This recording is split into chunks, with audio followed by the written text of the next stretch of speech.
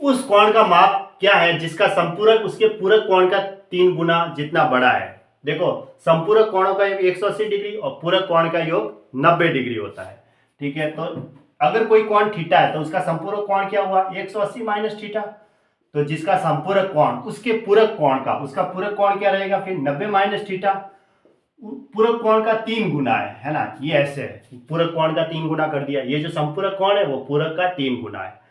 तो 180 minus theta बराबर ये 1 डिग्री में 3 को 90 से गुणा किया 270 डिग्री माइनस 3 थीटा।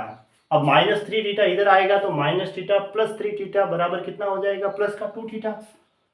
और ये 180 डिग्री उधर जाएगा तो 270 में से 180 घटाएंगे तो 90 डिग्री। अब थीटा बराबर कितना आया, 45 डिग्री। तो इसका आंसर कितना हुआ, 45 डिग्री। ऑप्शन डी सही है।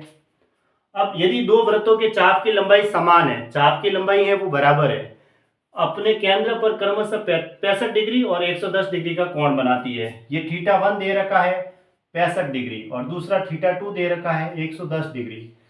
अब थीटा बराबर क्या होता है, थीटा बराबर होता है चाप बटा त्रिज्या।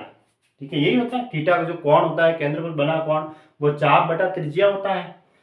अब चाप की लंबाई बराबर है, अगर बराबर कर दी तो थीटा क्या होगा, proportional to 1 upon R. R नीचे है, ये अगर ये बराबर कर दी तो आर तो नीचे है, मतलब ये दोनों एक दूसरे के विपरीत हो गए।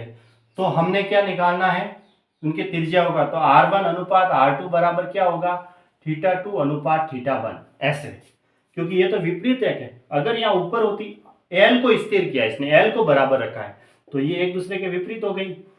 तो R1 और R2 का जो अनुपात होगा वो थीटा 2 अपॉन थीटा 1 होगा, ऐसे। ठीक है, तो थीटा 2 अब 110 डिग्री को आगे लिख दो और अनुपात थीटा 1 कितना है 65 डिग्री, 65 डिग्री को बाद में लिख दो। अब इसको सॉल्व कर दो, 5 से काटते ये 22 और ये 13, तो 22 अनुपात 13 आ गया। तो कौन सा ऑप्शन सही बैठा, ऑप्शन बी सही है, 22 अनुपात 13।